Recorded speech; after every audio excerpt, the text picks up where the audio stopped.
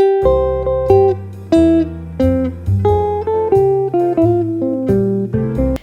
plaisir de vous retrouver encore sur la meilleure des chaînes, la télévision Tamashek. Bonjour à tous, bienvenue dans votre émission Buzz Matinale, la chronique du jour qui se passe du lundi au vendredi, toujours en compagnie avec Mohamed Sissé. Bonjour Mohamed Sissé. Bonjour. Comment tu vas? Très très bien. T'es bien installé? Je suis bien installé, très bien installé, physiquement bien installé. Mais moralement pas bien installé parce qu'aujourd'hui, le président Donald Trump est en train de nous asphyxier. Ouais. Au point que on risquerait de souffrir une espèce de stress financier. Parce qu'Aminatou, si vous voulez placer sous perfusion un journaliste, vous voulez l'empêcher d'exercer pleinement son activité, de donner des informations à ses auditeurs, auditrices, à des milliers de téléspectateurs de par le monde, il suffit tout simplement de geler ce dont il a besoin, l'argent, les matériels, son portable et sa carte de presse. C'est vrai, Mohamed Sissé, aujourd'hui on va parler de Donald Trump avec les médias publics américains. Donald Trump, ce seront les médias publics américains à l'étranger. Les dirigeants africains vont-ils s'en inspirer pour censurer leur presse privée? Une question cruciale. Exactement, donc c'est de ça qu'on va parler aujourd'hui. D'y apporter des réponses. Donc Trump attaque les médias publics américains, les qualifiant de propagande. L'administration Trump radicale, entre guillemets. Je ne suis pas surpris. Il est en train de montrer à Aminatou une facette de son personnage. Ouais. Troublant. Il a un personnage troublant. Lui-même, il a du mal à cerner son propre personnage. De ce qu'il est en train de faire surtout. Oui. Bah oui. Lequel des personnages il porte? Est-ce que c'est un personnage ambivalent ou bien un personnage que lui-même arrive à cerner, à appréhender pour prendre des décisions politiques importantes qui vont dans le sens de l'intérêt des Américains. Aujourd'hui, malheureusement, ces Américains aujourd'hui, leur intérêt est en train d'être gelé. Par qui?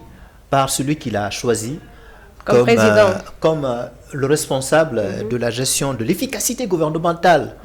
Elon Musk, qui se permet aujourd'hui d'avoir accès au trésor public américain. Et surtout qu'il se pavane partout dans la Maison Blanche avec son petit-fils. Avec son fils, je ne sais pas, c'est Elon X, un truc comme ça. Et toujours ensemble. Aujourd'hui, Aminatou, je réagis. Et on l'a vu, ce monsieur-là, se permettre de manquer de respect aux Africains, de faire assez d'enfants. Alors que lui, aujourd'hui, il a 14 enfants. Bah oui.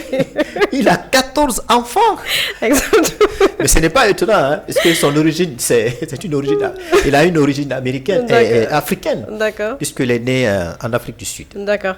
Alors, comme je le disais tantôt, l'administration Trump a gelé les fonds américains de plusieurs médias publics à l'étranger. Des centaines de journalistes de Voice of Africa, Radio Free Asia, Radio Free Europe et d'autres organisations interdites d'accès à leur bureau depuis samedi dernier. Les contribuables n'auront plus à payer pour la propagande radicale, affirme la Maison-Blanche le 15 mars dernier. Carrie, conseiller de Trump à l'Agence globale des médias financiers pour le Congrès américain, souligne que le financement de Voice of America ne fait plus partie des priorités fédérales. C'est elle qui l'a souligné. C'est très sérieux. Bah oui, c'est très sérieux. C'est vraiment sérieux. Alors, Donald Trump, là-dessus, il est en train d'outrepasser ses compétences en prenant un décret présidentiel. Or, s'il y a un organisme, s'il y a une institution, évidemment qui doit prendre la décision dans ce sens, c'est évidemment le Congrès. Normalement. Donc, c'est celui-là qui a le dernier mot. Voilà, exactement. Donc, Mohamed Sissé, on va commencer avec les questions. Pourquoi cette décision de Donald Trump? Je ne suis pas surpris. On a parlé des sujets ici qui ont fait l'objet de notre chronique. Exactement. Où on a vu Donald Trump prendre des décisions là-dessus, l'Afrique n'a pas été épargnée. Il Bah a oui. gelé. Il a gelé les comptes, l'argent, les financements Des de aides. l'Amérique, oui, des aides financières que l'Amérique a accordées bien avant son arrivée au pouvoir. Oui, au Sénégal, on a vu bien. Au Sénégal, aux pays africains, en Afrique du Sud, où le taux de virus, de VIH, SIDA, est très élevé aujourd'hui. Financer ce produit antirétroviral qui bloque le processus du virus. Donc, il y a aussi l'USAID, parce que d'ailleurs c'est cet organisme-là qui est une passerelle pour exactement permettre aux Africains d'avoir accès à ces aides financières. Donc, il a gelé tout ça. Donc, si aujourd'hui Donald Trump va très loin pour geler l'argent ou le financement accordé aux médias publics américains à l'étranger, je pense qu'il est, de ce point de vue, il est en train de donner le cadeau aux dictateurs. Non seulement ceux qui sont à Moscou, celui qui est à en Moscou, parler, franchement, ouais. en Iran, en Asie, et pourquoi pas dans votre continent, En Afrique. en Afrique. Voilà, c'est un cadeau précieux. C'est la cerise sur le gâteau. Ils D'accord. vont se dire, waouh, maintenant que c'est Radio Free Asie, c'est Radio Free Europe, maintenant, Voice of America. seront obligés de se retirer parce que n'ayant plus la possibilité de continuer à émettre, de se mêler dans nos activités internes dans le pays, où ces pays-là, la dictature bat son plein. Donc, ces gens-là, ils vont se frotter les mains, les dictateurs en particulier, pour le retrait définitif ou quasi définitif de ces médias qui continuent à circuler les bonnes informations pour savoir comment ces dictateurs gèrent Les différents pays. Ouais, leur Leur pays. D'accord. Alors, Mohamed Cissé, ces médias peuvent toucher jusqu'à des centaines de millions de personnes. Donc, c'est un outil formidable au service de la liberté de la presse. Et on entend dire que c'est des médias propagande. Êtes-vous d'accord? Non, bien au contraire. Et si aujourd'hui l'Amérique a réussi à étendre son hégémonie, c'est grâce évidemment à ces médias qui sont aux États-Unis. On a parlé VEA, hein, la voix de l'Amérique. C'est un média qui est animé par les journalistes professionnels qui sont très nombreux. Il y a quasiment 1300 journalistes et employés qui travaillent pour ces médias publics, y compris les radios Free, et Asie et Europe. Et malheureusement aujourd'hui, suite à ce décret présidentiel, et le lendemain, mise en œuvre par un courrier, pour interdire justement ces journalistes d'utiliser leur portable professionnel. Et surtout même d'entrer dans leur bureau. Hein. Oui, d'avoir accès, ouais. mais au bureau, d'avoir accès à leur ordinateur, et même d'utiliser leur sésame, la carte de presse. Ouais. C'est vraiment abusé. Et c'est pour cela, le Reporter sans frontières est sorti de sa peau pour critiquer, en disant que c'est une décision incontestablement vient porter atteinte à la liberté de presse, Ouais. à la liberté d'opinion, à la liberté de l'information. Pendant 80 ans d'histoire, l'Amérique utilise ces médias-là pour permettre au monde entier de pouvoir accéder à l'information. Ouais. Donc, toutes ces années d'histoire risqueraient de tomber dans le néant. Ouais. Aminatou, là-dessus, je reviens. Il y a quasiment 320 millions de personnes chaque semaine qui écoutent ces médias publics américains. Chaque semaine. Avec, je crois, 44 différentes langues. Hein, si Oui, je me oui, trompe oui, pas. oui, plus de 48 langues. Différentes. Donc ces émissions-là sont émises dans 48 langues. Donc ces médias sont partout en Asie, l'Europe orientale, Moyen-Orient, en Asie, où, je le disais tout de suite, la dictature, l'autoritarisme bat son plein. Donc, dès lors que ces médias publics américains vont se retirer, évidemment, ça va laisser une place vide. Donc, il va de soi, les dictateurs dont je parlais tout de suite vont se frotter les mains, donc ils vont continuer à reprimer dans le sang leurs concitoyens qui, chaque fois, se soulèvent par des manifestations pour s'ériger contre leur régime dictatorial. Donc c'est ça les conséquences qui pourraient en résulter si effectivement le Congrès prend la décision dans le sens de Donald Trump. D'accord. Alors, est-ce que dans l'administration de Trump, on a aussi peu de cœur et aussi peu de conscience de l'intérêt géopolitique de ces médias? Est-ce qu'ils savent vraiment l'intérêt? Non, mais c'est un paradoxe. Il y a les responsables, pas les moindres, du Parti républicain qui ont soutenu et qui continuent à soutenir ces médias publics américains. Parce que selon eux, ces médias américains, justement, donnent des bonnes informations. Je viens de parler le nombre de personnes qui sont touchées à chaque fois que ces médias émettent des informations. Et par semaine, il y a 320 millions. Et ces médias font des émissions dans 48 langues. Donc, c'est pour vous dire que il va être vu par un mauvais œil de vouloir se désintéresser, de vouloir geler les financements, les moyens logistiques, les moyens matériels de ces médias-là.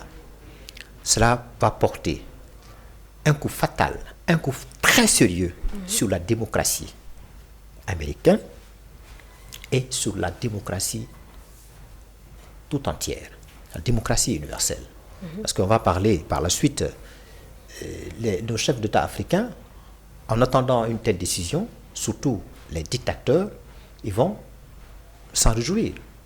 Donc ils vont se frotter la main et dire, donc si on se décidait de faire autant, de geler ou de censurer, comme on le voit au Sénégal, de censurer, et en Guinée en particulier, de censurer les presses, ou bien de retirer leur agrément, donc personne ne va nous juger. Parce que la plus grande démocratie au monde a réussi à le faire. Donc personne n'a levé un petit doigt. Mais surtout, les médias sont considérés comme le quatrième pouvoir. Oui, oui. Voilà.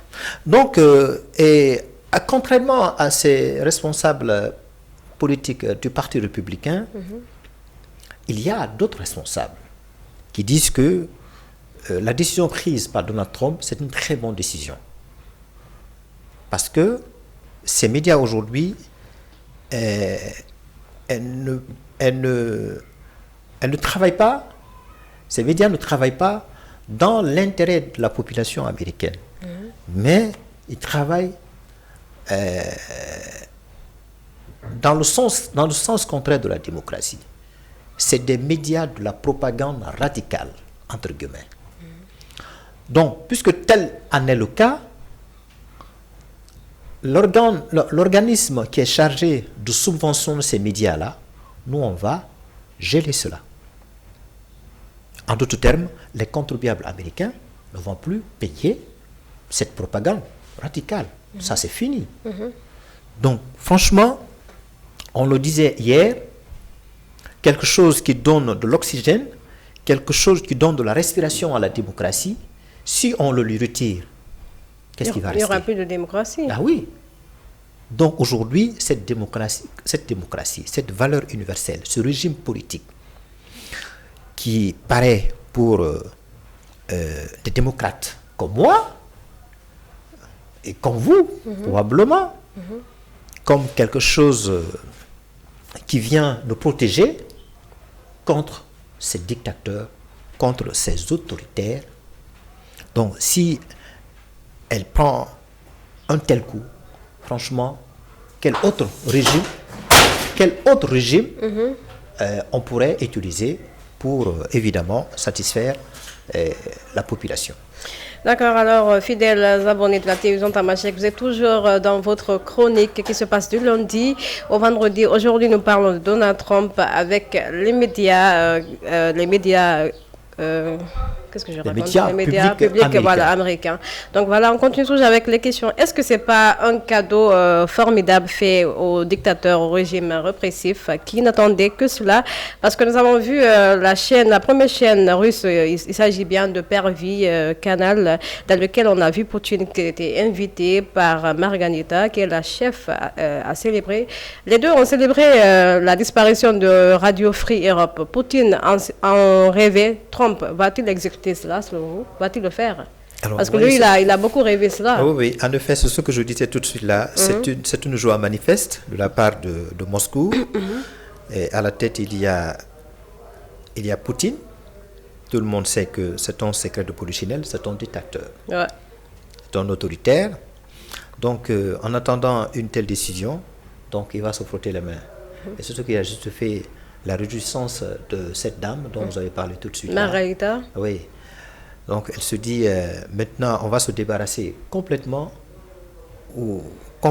de ces radios Free Asie qui continuent à fouiller dans nos affaires intérieures et qui prennent des informations,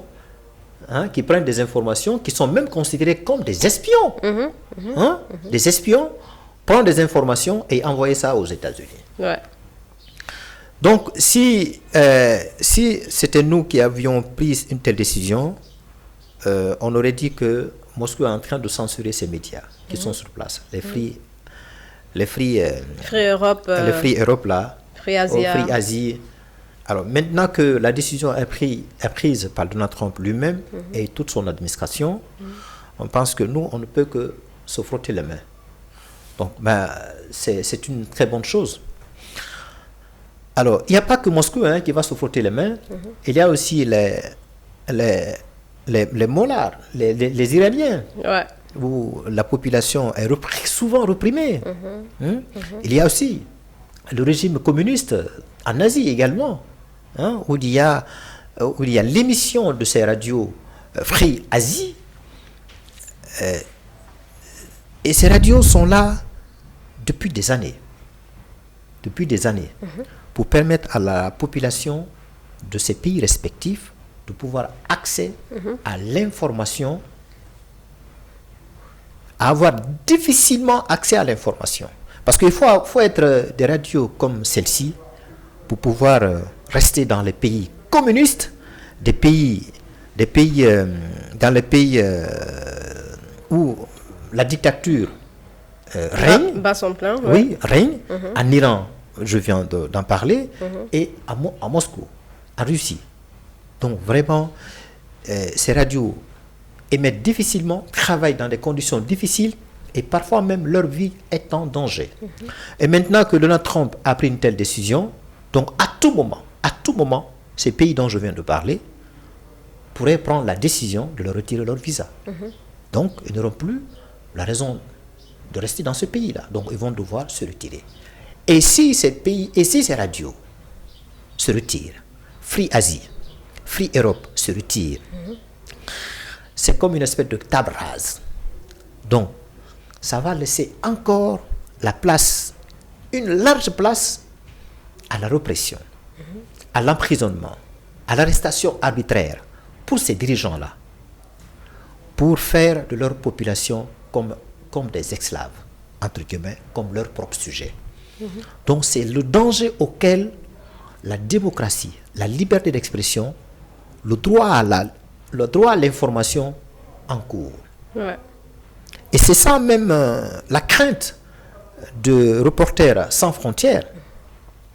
Dès lors que cet organisme a entendu cette information, il se dit que c'est un véritable coup de massue sur la presse, sur la liberté de presse. C'est l'effondrement de 80 ans de l'histoire, de la circulation de l'information dans ce pays-là. Moi, je connais, il y a un ami qui travaille à VOA. À VOA. Mais il émet dans sa langue locale. Donc, si cette décision est vraiment confirmée, est valable, est confirmée par le Congrès, disais-je tout de suite, tous ces médias, mon ami en l'occurrence, va partir au chômage technique. Il y a même le courrier qui donne instruction, comme on le disait tout de suite là, à ce que ces journalistes qui sont déployés à l'étranger de ne plus utiliser leurs outils informatiques, leur portable, leur carte de presse et même avoir accès au bureau. D'accord, on va parler maintenant du Congrès. Pensez-vous que le Congrès américain pourrait intervenir en empêchant cette décision de Donald Trump d'être effective? Oui, vous savez, aux États-Unis, il y a le Sénat. Le Sénat aujourd'hui, il y a une forte majorité de l'administration Trump qui s'y trouve. Donc chaque fois que Donald Trump prenne une décision, il y a forte chance à ce que cette décision passe. Parce qu'il y a une majorité importante au sein de cette chambre sénatoriale. Il y a aussi la chambre des représentants. Là-bas aussi, il y a quand même une majorité. Mais là où il a une majorité très importante, écrasante, c'est le Congrès. C'est le Congrès. Est-ce que cette décision-là, certes, il a pris la décision présidentielle, là-dessus, il a même envoyé un courrier pour demander à ces journalistes qui sont déployés à l'étranger d'arrêter de travailler. Est-ce que cette décision va être validée par le Congrès? Et pour la validation de cette décision-là, est-ce que ça va nécessiter par un vote? Si tel est le cas, vous imaginez, comme vous le savez très bien, il a une majorité importante. Donc, il va de soi que le vote sera fait en faveur de la décision de Donald Trump. Donald Trump, aujourd'hui, il a un pouvoir fort, il a un pouvoir exorbitant.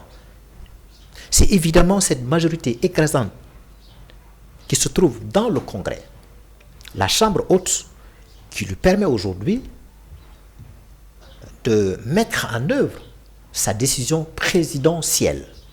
Donc, de ce point de vue-là, les journalistes ont peu de chance à ce que cette décision ne soit pas prise en leur faveur. D'accord. Alors, on va continuer toujours avec les questions. Quelles sont les conséquences de la décision de Trump sur la démocratie, la liberté de la presse et le financement alloué à ces médias? Alors, je le disais tout de suite là, dès lors qu'il a pris cette décision et qu'il a pris un courrier dans ce même sens, tout de suite, la démocratie, elle est malmenée. La démocratie, entre guillemets, elle est piétinée. La démocratie se portait bien avant même de prendre cette décision, ou bien se portait plus ou moins bien, parce que les États-Unis étaient vus comme une référence, comme un modèle à la matière. Donc, regardez un pays qui est vu comme un modèle, un État hautement démocratique, prend une telle décision. Ne soyez pas surpris si les pays où il n'y a pas de démocratie prennent la même décision, ou quasiment la même décision, pour interdire systématiquement ou atteindre la liberté de presse, la liberté à l'information. Donc c'est une entorse importante à ce régime politique qui nous a permis d'être citoyens, puisque avant, sous le régime monarchique, ou la monarchie absolue, on ne parlait pas de citoyenneté, on parlait de sujet ou bien esclave. Donc c'est grâce à ce régime, politique, qui nous a permis de devenir un citoyen, d'exercer pleinement notre droit de vote. Et surtout de pouvoir s'exprimer librement aussi. Exactement, de pouvoir s'exprimer librement sur l'espace public, partout où le besoin se fait sentir. Donc s'il y a une entorse, s'il y a une atteinte grave à cette démocratie, il va de soi que notre liberté d'expression, notre liberté d'opinion, notre liberté d'idée risquerait d'être bafouée, risquerait d'être remise en question. Alors, on n'aura que nos yeux pour pleurer. On n'aura que nos yeux pour pleurer. Alors, on va parler de nos dirigeants africains. Si nos dirigeants africains se laissent influencer, quelles conséquences sur les médias privés africains? Depuis un moment, en tout cas visiblement, certains régimes autoritaires, c'est un régime dictatorial, c'est un régime répressif, aurait souhaité prendre une telle décision. Mais s'il avait pris de telles décisions, aurait été vu par un mauvais œil. Donc il n'y avait pas d'autre subtilité. Donc il fallait s'en tenir à cette démocratie qui est déjà là, qui est exercée par la France, par l'Amérique. Et maintenant que le pays qui était vu comme un modèle en la matière, comme une référence en matière, vient de prendre une décision pour porter un coup grave, sérieux à cette démocratie, ces régimes répressifs, dictatoriaux, que vont-ils faire? Ils vont évidemment, à Minato, applaudir. Ils vont applaudir.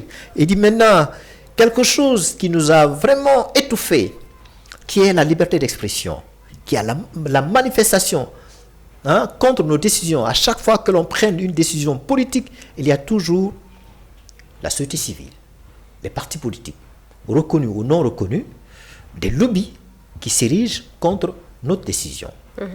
Maintenant que l'Amérique, qui est vue comme un modèle en matière de démocratie, est allée dans le sens à porter un coup à la démocratie, donc si on le fait aussi, ou si on s'en inspire, on pense que personne ne le ferait, le reproche. Et tout récemment, on a vu au Sénégal, la télévision Sénégal, plus ou moins couper le signal de certaines télévisions sénégalaises, comme Wolf TV, comme RDV, comme Africa 7, pour ne citer que celle-ci, ces télévisions-là, qui n'arrivent pas aujourd'hui à émettre quasiment dans plusieurs espaces médiatiques au Sénégal. Et pourquoi cette décision? Selon la directrice de la télévision de diffusion Sénégal, ces médias dont le signal a été coupé n'ayant pas payé des arriérés qu'elles doivent à cette institution-là et à TNT, la télévision numérique terrestre, dont le montant s'élève à 577 millions de francs CFA. Alors, les organismes, les acteurs de la liberté de presse n'ont pas tardé à intervenir en disant qu'il n'est pas de ressort, qu'il n'est pas de la compétence de cet organisme-là. Je veux parler de la télévision diffusion Sénégal, de prendre une décision. C'est plutôt de la compétence, de la responsabilité du Conseil national la responsabilité du Conseil national de régulation de l'audiovisuel de prendre une telle décision. Et de l'avantage que nous avons tiré sur le régime de Macky Sall, le généreux président, entre guillemets, il nous a exonérés. L'exonération fiscale. Et donc, ce régime a effacé, a procédé à l'effacement fiscal.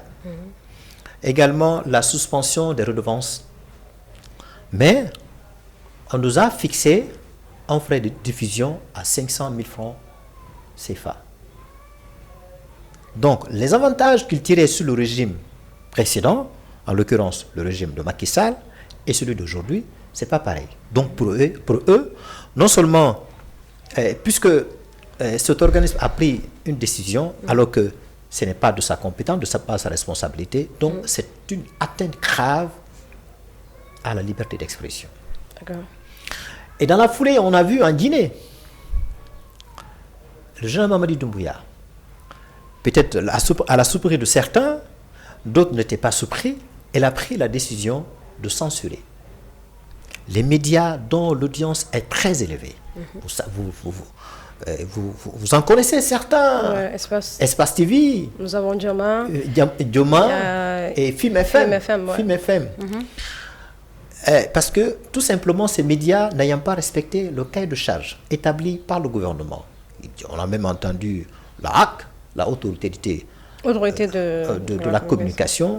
Ils disent qu'en effet, ces médias n'ont pas respecté le cahier de charge. On a vu également, moi j'ai même été très surpris, Fana Souma, l'actuel ministre de la communication, de l'information, lui qui était censé nous protéger, puisque c'est un acteur important de cette corporation. De haut niveau quand même. Oui, de cette corporation, c'est un journaliste avéré. Qui présentait le journal à la RTG. Oui. Ouais. Un brillantissime journaliste, il était censé nous protéger. Mais voilà. Mais là, il est de l'autre côté. Est-ce qu'il est libre? Il n'est pas libre. Est-ce qu'il est libre? Est-ce qu'il est libre? Alors, le gouvernement a pris la décision en justifiant sa décision, en disant que, comme je le disais, les médias n'ont pas respecté le cahier de charge établi, qu'eux-mêmes ont souscrit. Alors, par ailleurs, on a entendu une dame là, et ça lui a coûté cher. Elle est sortie, évidemment, avec son ami, pour dire que Mamadi Doumbouya est prêt à tout. Et que pour cela, qu'il aurait donné une somme colossale à ces médias pour respecter cela, pour respecter... le cahier de charge? Non, pour respecter la suspension. Ah, d'accord, ok. Voilà, que les médias là, qui ont été suspendus, ont accepté ce jeu avec le journal Mamadi Doumbouya pour que cela se fasse. Donc, moi je pose la question, alors, est-ce que ces gens, ils ont accepté le jeu? Est-ce qu'ils ont accepté cette complicité-là? Ou bien la junte a suspendu ces médias parce que tout simplement, n'ayant pas respecté le cahier de charge qui régit le fonctionnement, l'organisation des médias qui émettent en Guinée. Donc, voilà. Donc, le gouvernement a tenté de justifier cette décision-là. Maintenant que Donald Trump vient de porter un coup très sérieux à la liberté d'expression, là, alors qu'est-ce qui va se passer? Qu'est-ce qui va se passer? Donc, il pourrait y avoir dans ces pays dont je viens de parler une opération importante. Des médias privés dans l'espace médiatique ou bien dans l'espace de diffusion. En Guinée en particulier, il n'y a quasiment pas de médias dont l'audience est très élevée, qui pourraient être, qui pourraient vraiment contrecarrer ou bien critiquer l'action du gouvernement. Non, c'est fini, il n'y a plus. Il n'y en a pas. Donc, cette décision de Donald Trump, vous imaginez, Aminatou, ça vient exacerber. Ça vient encore donner une motivation réelle à ces dirigeants ayant déjà suspendu leurs médias de continuer dans cette lancée-là. D'accord. Oui, ça leur donne la raison de continuer à réprimer, à porter atteinte à la liberté d'expression et à la liberté d'opinion et même la liberté de pouvoir faire la manifestation. Alors qu'il y a d'autres qui sont permis de faire la manifestation, comme on l'a vu en Guinée, les mouvements politiques qui sont en train de se proliférer partout, non seulement à Conakry ou à l'intérieur du pays. Oui, exactement. On dirait qu'on est en campagne électorale. Donc c'est la cerise sur le gâteau. D'accord. Alors voilà, fidèles abonnés de la télévision Tamashek, c'était tout pour votre chronique qui parlait de Donald Trump avec les médias publics. Il y a la guerre, hein? Il y a la guerre entre eux. Et j'espère que le Congrès ne va pas valider cette décision parce que ça aura un impact. Si le Congrès venait à prendre la décision dans le sens de Donald Trump, vous ne serez plus là. Vous ne serez plus là. Hein. C'est-à-dire Vous ne serez plus là à faire la chronique. Vous serez complètement censuré. Y compris moi, je ne serai plus là à faire la chronique. Je serai complètement censuré. Ouais, on n'espère pas. On espère qu'on va nous laisser travailler parce que les médias, c'est le peuple. Qui dit médias, dit peuple. Mais le monsieur Donald Trump, il est paradoxal. Mais qu'est-ce qui a permis à Donald Trump d'arriver au pouvoir? Mais attends, qu'est-ce qui a permis? Est-ce qu'il n'est pas même venu pour gouverner le monde? Parce que là, c'est pas l'Amérique seulement, il veut gouverner le monde, on dirait. Non, mais puisqu'on parle dans le sens des médias, mais qu'est-ce qui a permis à Donald Trump d'arriver au pouvoir? Ben, c'est les Américains. Oui, les Américains. Mais qu'est-ce qui a permis? Quel est le canal qui lui permet à Donald Trump de faire passer sa vision, son programme? C'est évidemment les médias. Les médias. Les médias. C'est à travers les médias. C'est à travers les médias, non seulement les médias locaux, mais aussi les médias publics américains qui sont déployés aux États-Unis. Qui ont permis, évidemment, à Donald Trump de faire passer son message. Son message sur sa vision politique, son programme. Pour faire comprendre aux Américains vivant à l'étranger, voilà le programme qui est là. C'est un programme qui est bon pour les Américains, pour les citoyens américains. Mais aussi, de par le monde, il dit vraiment, c'est un président qui est bien pour tous les Américains. Mais là, aujourd'hui, on voit quelqu'un qui va dans le sens contraire, ou bien dans le désintérêt, ou bien qui est en train de rendre une mauvaise monnaie à ces médias qui l'ont soutenu au moment où il avait besoin, puisqu'il était dans le collimateur de la justice. Donc, il y avait un sérieux coup qui planait sous sa tête. Donc, c'est grâce à ces médias, aujourd'hui, il a pu s'en sortir et donc arriver au pouvoir. Aujourd'hui. Là, il n'est pas reconnaissant. En tout cas, Donald Trump, il ne faut pas oublier que c'est grâce aux médias que tu es venu au pouvoir. Donc, il faut laisser travailler. Et surtout, si tu suspends ces médias-là, ça sera un cadeau formidable aux dictateurs. Et qui dit dictateur, on parle de Vladimir Poutine. C'est avec ces mots que nous allons boucler cette chronique, toujours en compagnie avec Mohamed Sissé. Merci beaucoup d'être venu. Je vous en prie. On se donne rendez-vous demain avec un autre sujet aussi. Donc voilà, merci à vous, fidèles abonnés, de nous avoir regardés. N'oubliez pas d'aller sur YouTube, vous mettez Tamashek, vous likez, vous partagez, vous commentez et n'oubliez pas d'activer la cloche de notification. On vous donne rendez-vous demain. Au revoir.